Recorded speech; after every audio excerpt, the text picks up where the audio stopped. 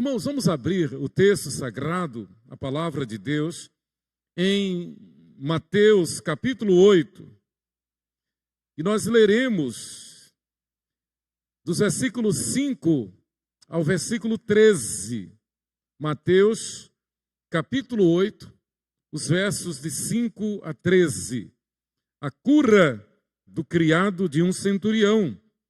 Mateus registrou este episódio e Lucas, os dois evangelistas que registraram esta cura e o testemunho que Jesus deu sobre este gentil, este centurião.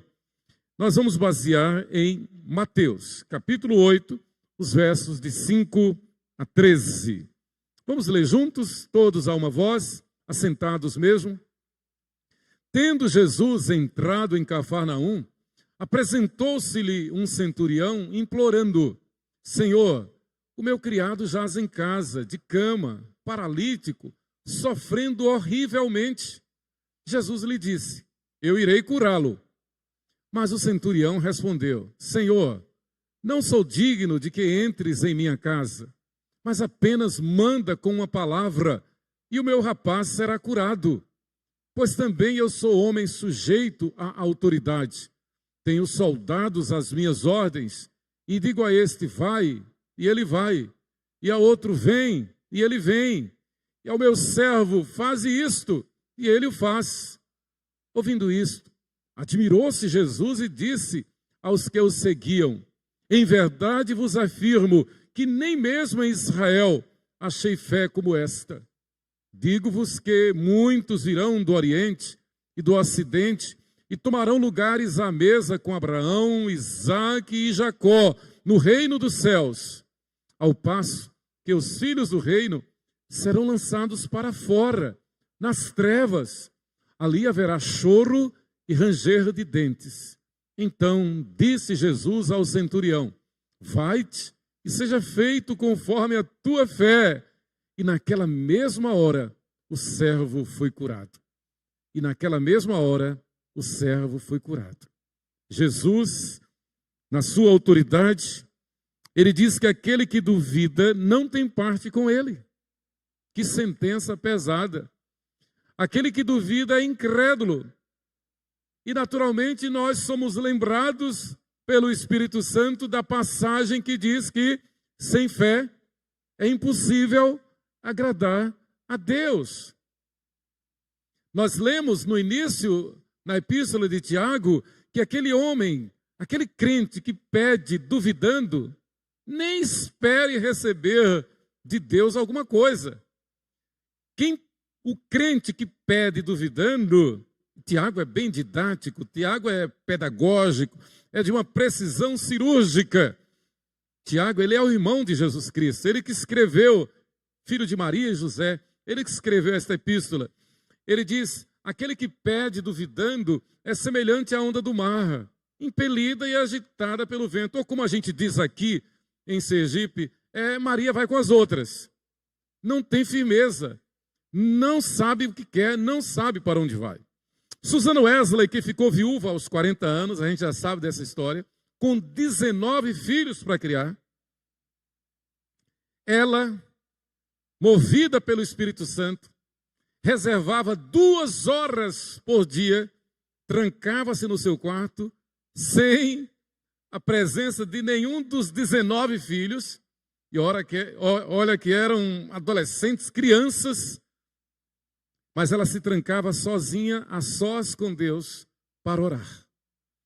E ela registrou na sua biografia que se não fossem essas 2 horas diárias de oração, ela não teria conseguido desenvolver a sua tarefa. 2 horas, isso é para nos humilhar. Isso é para que nós nos humilhemos, isso é para que nós nos quebrantemos. Ora, se aquela mulher, numa época tão difícil, de tanta miséria, de tanta pobreza, de tanta dificuldade, de tanto sofrimento, tantos filhos, e naquela hora ela gastava-se em oração. 2 horas em oração. Susan Wesley sabia que Deus atende a oração dos fiéis. Os evangelistas Mateus e Lucas, então, contam a história da cura do criado de um centurião romano. É importante que a gente lembre disso. Era um centurião romano, não era um descendente de Abraão, não era um hebreu, um israelita. Aquele centurião foi a Jesus informar que um seu criado jazia em casa paralítico, sofrendo horrivelmente. Imagine a dor. Imagine o quanto aquele centurião gostava daquele criado. Tinha apreço por aquele criado. Como ele diz, era um homem de autoridade. Ele tinha muitos soldados às suas expensas. Ele tinha muitos soldados às suas ordens. E, naturalmente, muitas questões, muitos casos complicados. Mas havia este criado que jazia de cama, sofrendo horrivelmente, e era paralítico. Uma doença incurável. Não havia perspectiva de cura, não havia perspectiva de tratamento médico. Aquele centurião foi a Jesus. E Jesus prontamente lhe disse: eu irei curá-lo. Eu amo essa palavra. Jesus é resoluto, Jesus é determinado. Jesus estava entrando naquela cidade de Cafarnaum, multidões ao seu redor. Onde Jesus ia, era muito trabalho a executar. E Jesus ouve a palavra daquele homem, que não era dos de Israel, que não era dos descendentes de Abraão. E Jesus disse: eu vim prioritariamente para os filhos de Israel. Mas Jesus ouve o clamor daquele centurião romano e prontamente responde: eu irei curá-lo. Cabe-nos a questão, cabe-nos a pergunta, cabe-nos a oração. Qual o problema que nós temos? Qual a necessidade que nós temos? Qual o problema que nós reconhecemos que só Jesus pode resolver? Apresentemos a Ele. E com certeza Jesus não vai agir conosco diferente de como agiu com aquele centurião. Conta para Jesus. E Jesus sim vai responder: eu irei, eu resolverei. Qual é o problema? Qual é a dificuldade? Qual é a necessidade? Queridos irmãos, nós somos testemunhas de que Jesus supre cada uma das nossas necessidades, de que Ele nos socorre, de que Ele nos assiste. Todos temos testemunhos. Se estamos aqui agora, é graças à misericórdia dEle, ao favor dEle. Se nós sobrevivemos a tantos empecilhos, a tantas dificuldades, é somente pela sua misericórdia. Se nós olhamos para a nossa casa, para a nossa família, para os nossos filhos, nós vamos concluir que se chegamos aqui, foi somente pela sua misericórdia. Aquele centurião pediu a Jesus, e Jesus prontamente responde: eu irei curar o teu servo. Olha, meus queridos, aquele centurião então prontamente respondeu. E que palavra! Mateus capítulo 8, versículos 8 e 9. Acompanhem comigo. O centurião, diante dessa assertiva de Jesus, prontamente respondeu: Senhor, não sou digno de que entres em minha casa, mas apenas manda com uma palavra e o rapaz será curado. Pois também eu sou homem sujeito à autoridade, tenho soldados às minhas ordens, e digo a esse vai e ele vai, e a outro vem e ele vem, e ao meu servo faz isso e ele faz. Que palavra, que resposta positiva, que lição.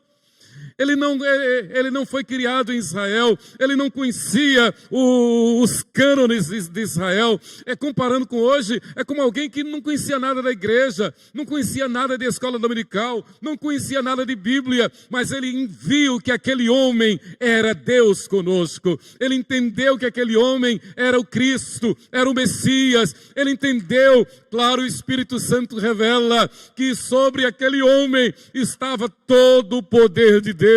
Como Jesus mesmo diria quando da grande comissão: toda autoridade me é dada no céu e na terra. Aquele centurião olhou e creu, olhou e confiou, olhou e já agradeceu, olhou e entendeu que da mesma forma que ele tem autoridade, que ele tinha autoridade com os seus soldados, muito mais Jesus tem toda a autoridade.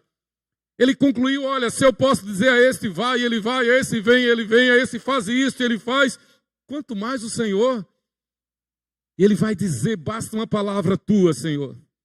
Ouvindo isso, versículo 10, Mateus 8, versículo 10. Ouvindo isso, admirou-se Jesus e disse aos que o seguiam, em verdade vos afirmo que nem mesmo em Israel achei fé como esta. Irmãos, essa palavra me anima, essa palavra me inspira, essa palavra me conforta. Eu estou dizendo isso de verdade. São tantas as lutas, tantas as aflições, tantas as inquietudes, tantas as adversidades, tantas as contrariedades que vêm contra nós, mas em tudo nós temos o cuidado de nosso Senhor. Em tudo nós temos a garantia de que Ele é Deus conosco. Ele é Deus comigo. Qual é o problema que você está enfrentando? Qual é a dificuldade? É uma enfermidade horrível? É um paralítico? Qual é uma doença incurável como a desse servo do centurião? É um problema de ordem financeira? É um problema conjugal? É um problema de relacionamento? É um problema de insegurança? É um problema de desemprego? Seja qual for o problema, entendamos, creiamos que Jesus tem toda a autoridade para resolver os nossos problemas. Ele só exige de nós que nós creiamos. E Ele vai dar essa sentença terrível contra aqueles que duvidam. Veja lá, no versículo 12, a exortação severa que Jesus dá aos que duvidam. Ele diz, ao passo que os filhos do reino serão lançados para fora, nas trevas, ali haverá choro e ranger de dentes.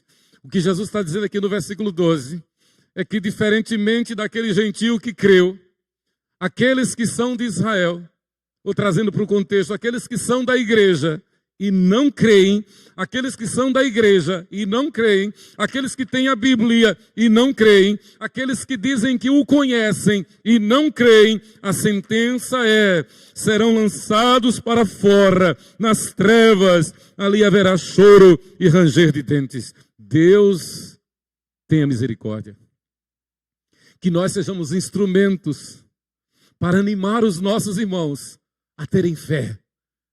Que nós sejamos instrumentos de fé, instrumentos de esperança, nunca jamais de medo, nunca jamais de dúvida, nunca jamais de desobediência, nunca jamais de insubmissão, mas sejamos instrumentos de fé, de esperança, de obediência, de crença.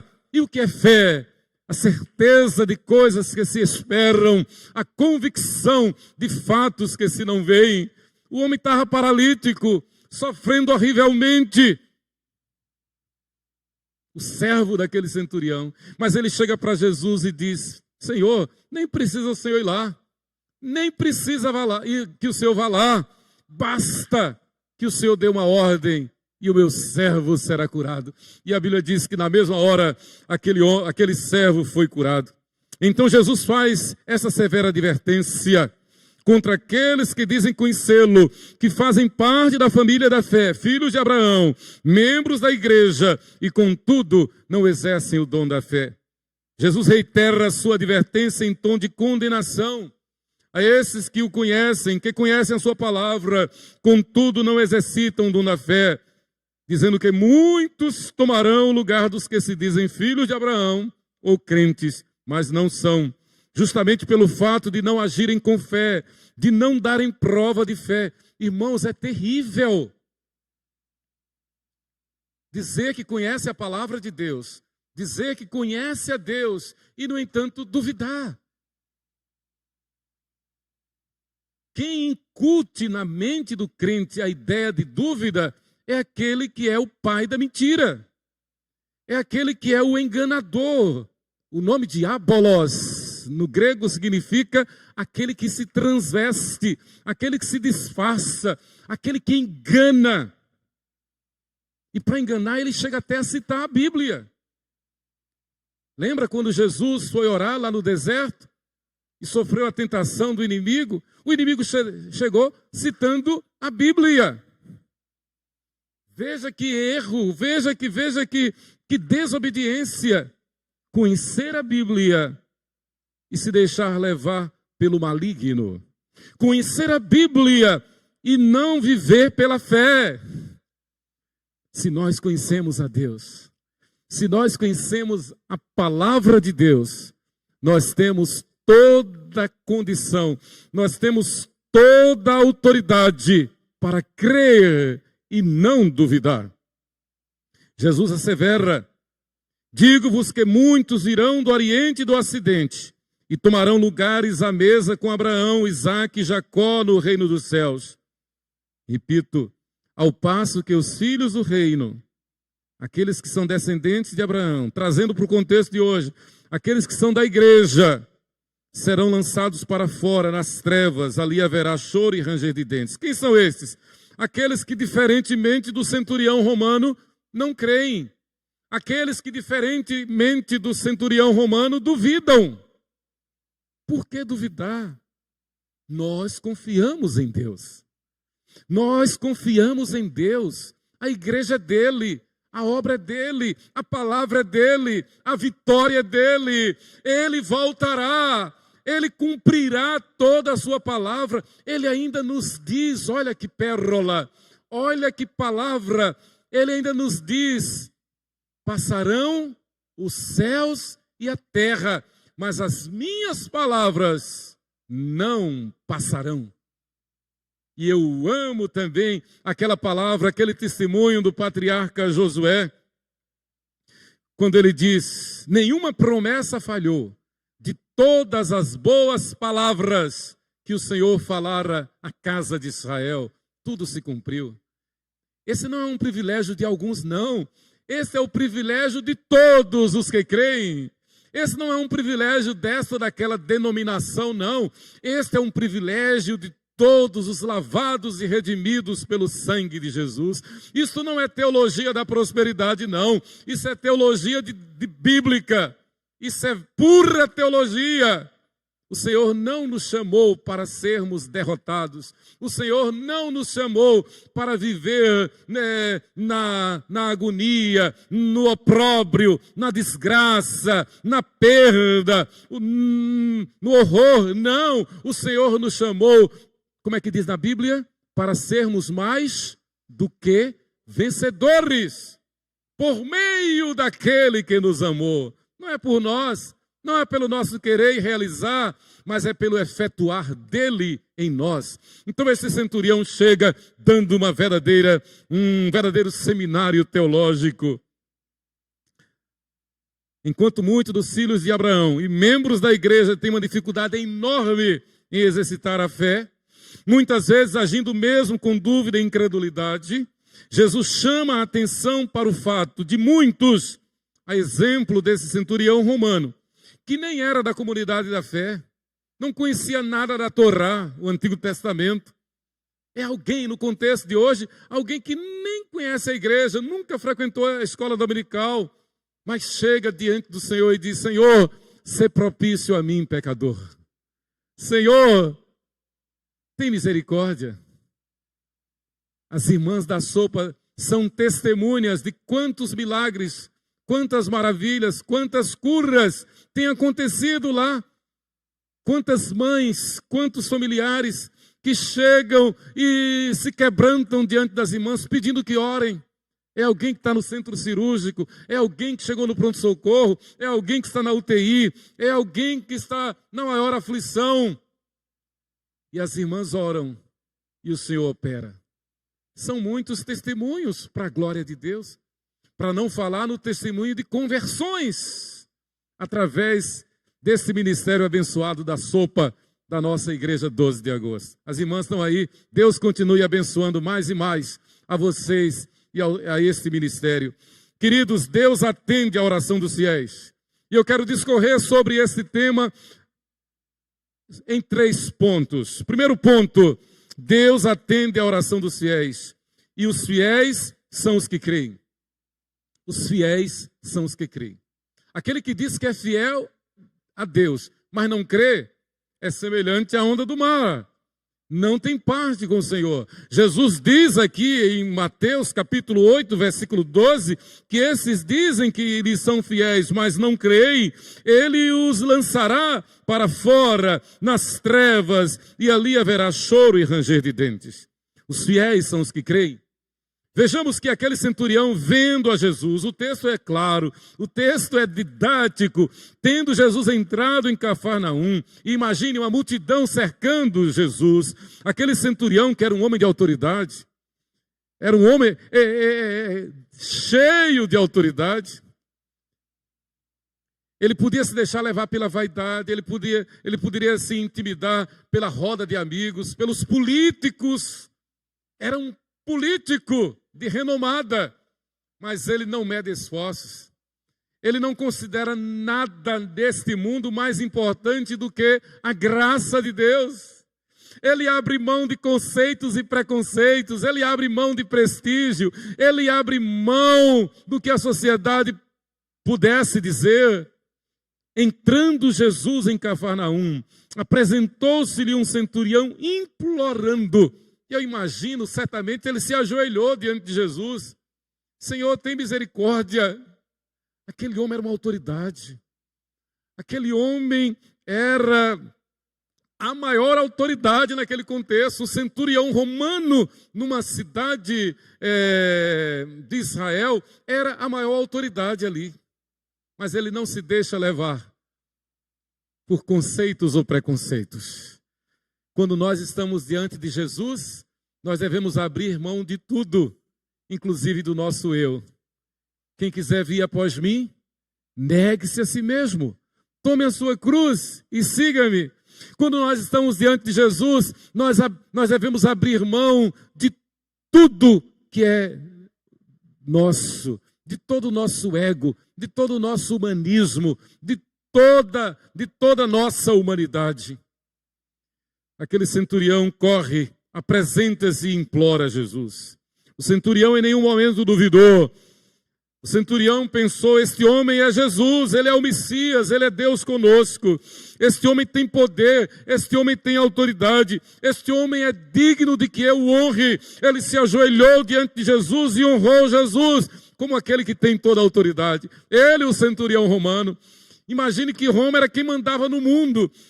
Roma era quem dominava o mundo. Mas aquele homem reconhece, só Jesus é Deus.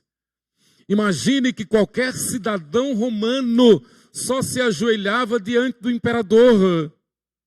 Esse centurião romano se ajoelha diante do Senhor Jesus Cristo.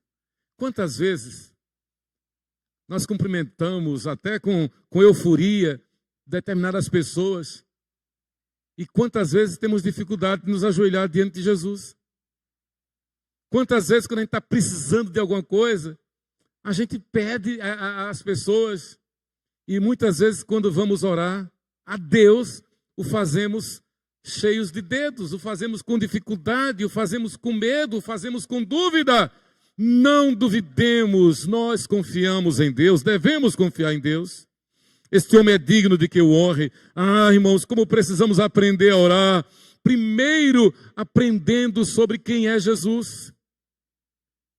Eu creio que se nós conhecermos de verdade a Jesus, nós seremos mais e mais homens e mulheres de oração.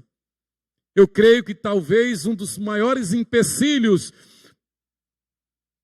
à nossa vida de oração é talvez o fato de nós não conhecermos melhor a Jesus. Quando nós passamos a conhecer melhor a Jesus, naturalmente que o Espírito Santo vai nos levar a clamar com mais veemência, a clamar com mais fé, a clamar com mais convicção de que o Senhor nos atenderá. Jesus é Deus conosco. Alguma dúvida? Ele é Deus conosco, pronto para nos socorrer, pronto para nos ajudar. E aí eu lembro do caso de Jó. Jó, aquele homem honrado por Deus, aprovado por Deus. No entanto, lá no finalzinho, e Deus permitiu que ele fosse testado, porque Deus confiava nele. É tremenda a história de Jó. Deus entregou Jó a Satanás para ser testado, para ser provado, para passar por todo o martírio e aflição, porque Deus confiava na fidelidade de Jó. Mas no finalzinho do livro, Jó dá um testemunho que nos humilha. Ele diz: Senhor, eu te conhecia só de ouvir, mas agora os meus olhos te veem. Muitas vezes Deus nos permite passar por aflições, por provas, por tribulações, por problemas que parece que é o fim. Deus nos permite passar por determinadas aflições com o propósito de que nós o conheçamos melhor. Se Ele nos disciplina, é porque Ele nos ama. Se Ele nos permite passar por qualquer adversidade, é porque Ele quer que nós entendamos melhor do que Ele, de que Ele é o nosso advogado. Ele é o nosso médico por excelência. Ele é o nosso socorro bem presente. Ele é Deus conosco. Em segundo lugar, os fiéis são os que se humilham. Deus atende às orações dos fiéis. Primeiro, nós vimos que os fiéis são os que creem. Segundo, os fiéis são os que se humilham. A Bíblia deixa claro, Jesus deixa claro, que Ele abomina, Ele odeia aquele que é arrogante, aquele que é orgulhoso, aquele que é presunçoso. Não tem parte com Ele. E quanto a isso, Ele citou a figura, Ele fez a figura do joio no meio do trigo. O joio e o trigo são duas plantas muito parecidas. Eu tive a oportunidade de ver as duas. E quando a diferença é que, primeiro, o fruto do joio é imprestável. O do trigo, claro, é que faz o nosso pão, os nossos bolos. Mas a planta é muito parecida. Só discerne quem conhece muito, quem tem experiência. Elas são idênticas. Mas tem um problema. Aliás, tem um diferencial. Quando ambas amadurecem o fruto, o trigo se dobra. O trigo pende. O pendão do trigo arreia. O joio não. Ele amadurece e permanece empetigado. Ele amadurece e permanece duro. É o arrogante. É o orgulhoso. É o presunçoso. É aquele que confia muito em si. É aquele que acha que tem a solução. É aquele que acha que é o melhor. É aquele que acha que merece o aplauso. O Senhor diz que a esses, Ele chama esses de mornos. Dizem que são, mas não são. Nem é quente, nem é frio. É morno. Jesus diz: esses eu vomito da minha boca. O orgulho, a arrogância, é abominação contra Deus. Os fiéis são aqueles que se humilham, aquela autoridade romana, aquele representante do maior império do mundo naquela época, um dos maiores de todos os tempos. Aquele homem se humilha diante de Jesus. É incrível como é difícil ao homem se humilhar, até mesmo diante de Deus. Até mesmo para aqueles que alegam conhecê-lo, como muitos dos filhos de Abraão e membros da igreja. E pensando no filho de Abraão, lembra quando Jesus tirou a roupa, cingiu-se com uma toalha, pegou uma bacia e foi lavar os pés dos apóstolos? Lembra de Pedro? Pedro disse: não, Senhor, a mim não, o Senhor não vai lavar os meus pés. Parece ser um ato de humildade, mas não, é arrogância. Ele quis mostrar-se melhor do que os outros, superior aos outros, e Jesus repreende: se eu não te lavar os pés, não tens parte comigo. E Pedro então, no seu arrobo, diz: não, Senhor, não apenas os pés, mas me lava todo. Mas é um exemplo de como há arrogantes mesmo no reino, mesmo dentre os filhos de Abraão, dentre os chamados, na igreja. A falta de humildade e de submissão impede o exercício da fé. O orgulho e a insubmissão impedem a prática da fé. Deus só atende a um coração contrito e quebrantado. Deus só atende a um coração contrito e quebrantado. Talvez, então, muitos tenham dificuldade de orar porque não querem abrir mão da sua presunção, do seu orgulho, da sua vaidade. Não querem, não tem como manifestar um coração contrito e quebrantado, porque isto exige humildade. E nós vivemos numa geração de presunçosos, uma geração de orgulhosos, uma geração que busca o glamour, uma geração que busca os seus guetos, os seus partidos, que busca aplausos, uma geração que busca uns agradar aos outros, no sentido de se elevarem, de se orgulharem, uma geração contrária a Deus. Nunca devemos esquecer que o Senhor nos chamou para ser servos, apenas servos e nada mais, humildes. E um dos melhores exemplos de humildade nós temos no episódio da súplica daquela mulher cirofenícia, ou a mulher cananeia. Ela chegou para Jesus pedindo que Jesus libertasse sua filha, que estava terrivelmente endemoniada. Ela era cananeia, cirofenícia, gentia.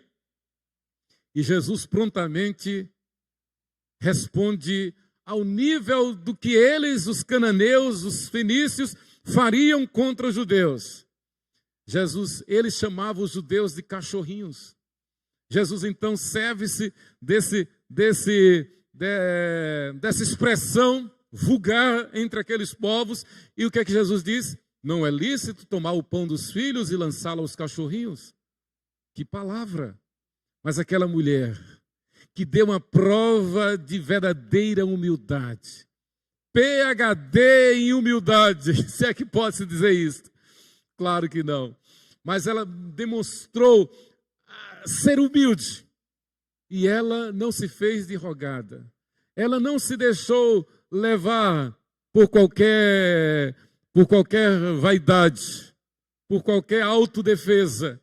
Aquela mulher prontamente disse: sim, Senhor, mas os cachorrinhos comem das migalhas que caem da mesa dos seus senhores. Muito bem, eu posso ser um cachorrinho, mas eu preciso do Senhor. Eu preciso de Israel. Eu sei que a redenção vem de Israel. Eu sei que a redenção vem através de Abraão. Que lição de humildade! Jesus honrou aquela mulher. Incrível. E Jesus então disse que nem mesmo em Israel, na mesma expressão que ele usou para o centurião, ele encontrou fé como a daquela mulher. Irmãos, que nós imitemos o exemplo dessa mulher. Que nós nos cheguemos diante de Jesus: Senhor, nós não somos nada, nós não temos nada, nós não merecemos nada. Nós somos como uns cachorrinhos comendo das migalhas da mesa do Senhor. Mas nós cremos que o Senhor é poderoso para suprir cada uma das minhas necessidades. Confiemos e descansemos em Deus, irmãos. Aquele gentil centurião romano chegou diante de Jesus em perfeita atitude de humildade. Ele disse: Senhor, eu não sou digno que entre em minha casa. Que humildade daquele homem. Jesus até então não era entendido como o que ele é realmente. As pessoas estavam seguindo ele porque ele fazia maravilhas, fazia milagres, né? Muitos dos judeus estavam seguindo a ele porque imaginavam que ele fosse um líder político, assim a exemplo de Judas Iscariotes, né? Muitos estavam seguindo a ele imaginando que ele fosse fazer uma insurreição contra Roma. Não, a história não estava contada. Não havia o evangelho, nem nenhum evangelho escrito. Ele era apenas um líder, ele era tido como um místico. Mas aquele centurião romano entendeu a mensagem que o Espírito Santo dá a todos os que creem em Jesus. Quem revela é o Espírito Santo. Quem nos revelou Jesus foi o Espírito Santo. Quem nos revela a Bíblia é o Espírito Santo. Foi o Espírito Santo quem revelou àquele centurião romano que aquele homem é Deus conosco. E então ele diz: basta uma palavra tua. Apenas manda com uma palavra e o meu rapaz será curado. Qual é o problema que nós temos? problemas de cirurgia. Tem gente nossa que vai enfrentar a cirurgia. Tem gente nossa que tem problemas financeiros. Tem gente nossa que está desempregada. Tem gente nossa que está passando aflição. Tem gente nossa que está desenganada. Doença incurável. Tem gente nossa que tem filhos que estão como o filho pródigo, lá entre as alfarrobas dos porcos. Tem gente nossa precisando do socorro divino.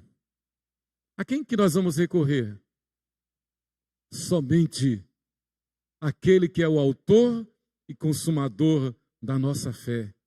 E no nome de Jesus. E crendo que o Espírito Santo vai intermediar, que o Espírito Santo vai interceder por nós com gemidos inexprimíveis. Mas eu quero concluir fazendo a terceira aplicação. Deus atende às orações dos fiéis. Os fiéis são aqueles que creem. Os fiéis são os que se humilham. Os fiéis são os que reconhecem o poder de Jesus. É preciso reconhecer que Jesus tem poder. É preciso reconhecer que Jesus não é apenas Salvador, Ele é, antes de Salvador, Senhor. Por isso que eu prefiro sempre referir-me dizendo: Jesus é meu único Senhor e suficiente Salvador. Antes de Salvador, Ele é Senhor. Antes de Salvador, Ele é Senhor, Ele é o Deus da providência, Ele é o Senhor da criação, Ele é Deus que controla, Ele é o Criador e que controla todas as coisas, Ele é soberano sobre tudo e sobre todos, Ele tem todo o poder. É preciso que se diga e que se creia que Jesus tem todo o poder.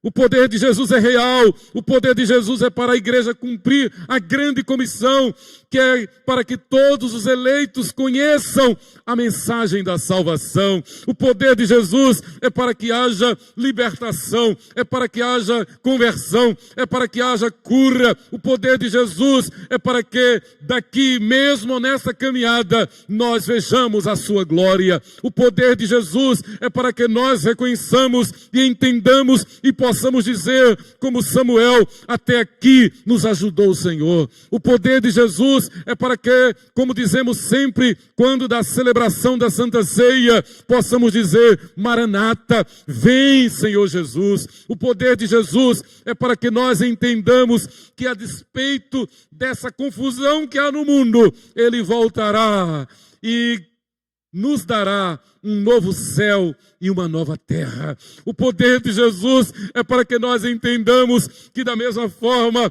que Ele morreu na cruz, que Ele foi sepultado pelos nossos pecados e sepultou a nossa morte, ao terceiro dia ressuscitou, breve Ele voltará.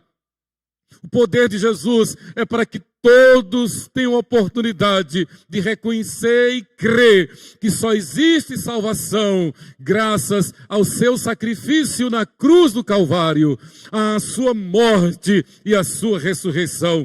E todo aquele que crê nessa verdade, rende-se a Ele, entrega-se a Ele, vive por Ele, por meio dEle e para Ele, vive como nova criatura, porque sabe que o seu sacrifício na cruz, a sua ressurreição, não foi para que nós fiquemos de braços cruzados, não foi para que nós sejamos religiosos, mas foi para que nós sejamos suas fiéis testemunhas neste mundo. Como Ele mesmo diz: aquele que me confessar diante dos homens, eu confessarei diante de meu Pai que está nos céus. Ele morreu na cruz, Ele foi sepultado, Ele ressuscitou ao terceiro dia, para que eu, para que você, para que todo aquele que nele crê, o confesse diante de Deus e diante dos homens. Digamos ao mundo que nós somos crentes em Jesus Cristo, que não compactuamos com o mundo, que não precisamos do mundo, que não nos sujeitamos ao mundo, porque nós somos servos do Senhor Altíssimo. É preciso que se diga e que se creia que Jesus tem todo o poder. Quando Ele nos dá a grande comissão, Ele diz: toda a autoridade, ou todo o poder me é dado no céu e na terra. Todo o ministério de Deus conosco foi demonstração de sua graça e do seu poder. O Evangelho é o poder de Deus, Romanos 1,16. A inauguração da igreja no Novo Testamento começa justamente com a promessa que Jesus faz antes de ascender aos céus, naquele monte. Ele diz: mas recebereis poder ao descer sobre vós o Espírito Santo, e ser-me-eis mártires, e ser-me-eis testemunhas. Testemunhas no grego é mártire, mártir, e sereis minhas testemunhas, tanto em Jerusalém, como em toda a Judeia, e em Samaria, e até os confins da terra. E 10 dias depois, os apóstolos e aqueles discípulos, cerca de 120, estavam reunidos no cenáculo, e o Espírito Santo desce com línguas como de fogo. Todos ficaram cheios do Espírito Santo, e assim se inaugura a igreja desta nossa geração. Através do poder de Deus na pessoa do Espírito Santo, o poder de Jesus na pessoa do Espírito Santo. Aquele centurião, sendo um homem de autoridade, pois sabia que seus soldados faziam o que ele mandava, declara perante Jesus reconhecer todo o seu poder, e portanto sabe que uma ordem de Jesus será feita. Quando oramos, é indispensável que reconheçamos que Jesus pode, quer e atende a todo aquele que ora, crendo que receberá. Eu vou repetir essa frase, ela é provocativa. Quando oramos, é indispensável que reconheçamos que Jesus pode, quer e atende a todo aquele que ora, crendo que receberá. A nós não nos cabe discutir a maneira como o Senhor Deus nos atenderá. A nós não nos cabe orar, a nós não nos cabe discutir, a nós nos cabe orar com fé, em nada duvidando. 9 dos filhos de Susana Wesley chegaram à idade adulta. Formaram-se e foram homens e mulheres de renome na Inglaterra do século XIX. Todos foram para Oxford. A Inglaterra, a Grã-Bretanha, reconhece John Wesley como um dos mais ilustres filhos daquela nação. Graças a uma mãe que soube reservar 2 horas por dia para orar, intercedendo por seus filhos. Seus 2 filhos, John e Charles Wesley, são reconhecidos como dos maiores líderes da Grã-Bretanha. Deus os usou naquela época para formar um movimento chamado metodista, um movimento puritano, onde surgiu a denominação que explodiu na obra missionária no mundo todo, a Igreja Metodista. A Igreja Metodista nasceu fazendo missões, porque aprendeu com o seu líder, John Wesley, filho de uma mãe que gastava 2 horas por dia orando, crendo que o Senhor responde às nossas orações. Deus atende a oração dos fiéis. Que Deus nos abençoe. Amém.